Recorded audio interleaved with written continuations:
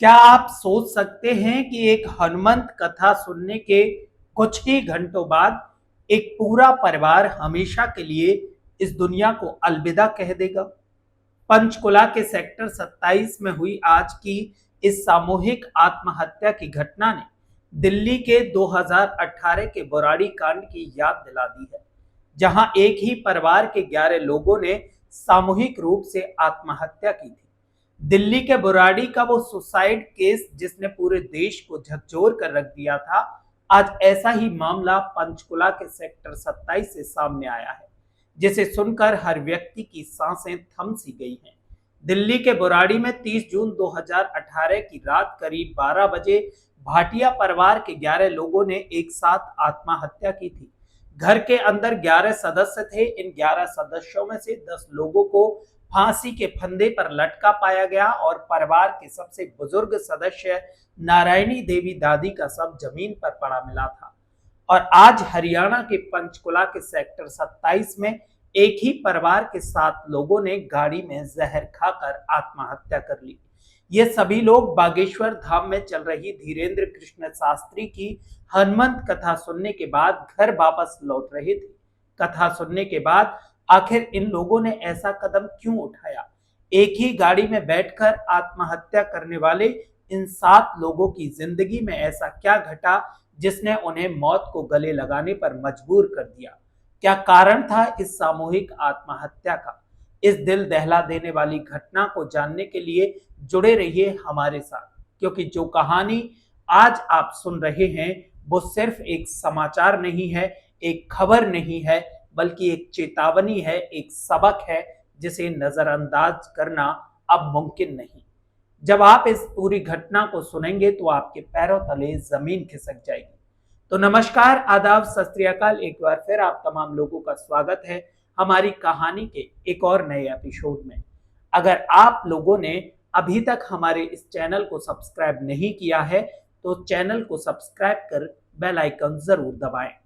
आज की जो सच्ची घटना मैं आपको सुना रहा हूं, ये घटना है पंचकुला के सेक्टर 27 की।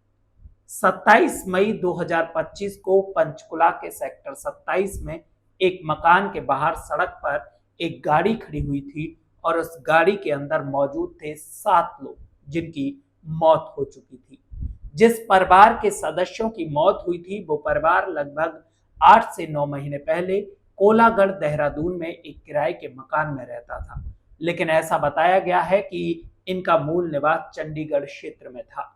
प्रवीण मित्तल अपने परिवार के साथ पंचकुला में आयोजित बागेश्वर धाम के पीठाधीश्वर धीरेन्द्र कृष्ण शास्त्री की हनुमंत कथा कार्यक्रम में शामिल होने आते हैं। प्रवीण मित्तल ने अपने परिवार के साथ कथा सुनी और जब ये कार्यक्रम खत्म हुआ तो वो अपने घर वापस लौट रहे थे, लेकिन तभी उन्होंने सामूहिक आत्महत्या का ये खौफनाक कदम उठा लिया। आत्महत्या करने वाले लोगों में खुद प्रवीण मित्तल, उनकी पत्नी, उनकी 2 बेटी, 1 बेटा और प्रवीण मित्तल के माता पिता शामिल हैं। जब आसपास के लोगों ने सड़क किनारे गाड़ी खड़ी देखी और उसके अंदर 7 लोगों को बंद देखा तो लोगों ने इसकी सूचना पुलिस को दी। इसके बाद पुलिस मौके पर पहुंचती है और मौके पर पहुंचने के बाद सभी लोगों के शवों को गाड़ी से बाहर निकालती है और पंचकुला के निजी अस्पताल के शव गृह में रखवा दिया जाता है और फॉरेंसिक टीम ने घटना स्थल से जांच के लिए नमूने एकत्रित किए हैं।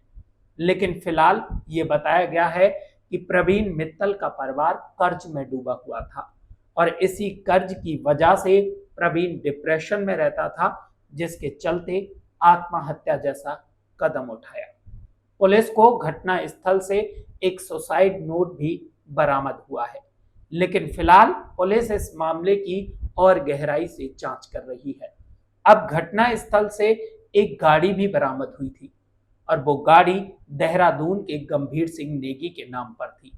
अब पुलिस गंभीर सिंह नेगी से बात करती है तो गंभीर सिंह नेगी ने बताया कि प्रवीण मित्तर चाइल्ड लाइफ केयर मिशन नाम से एक एनजीओ चलाता था और इसी एनजीओ के सिलसिले में प्रवीण मित्तल और गंभीर सिंह की मुलाकात हुई थी।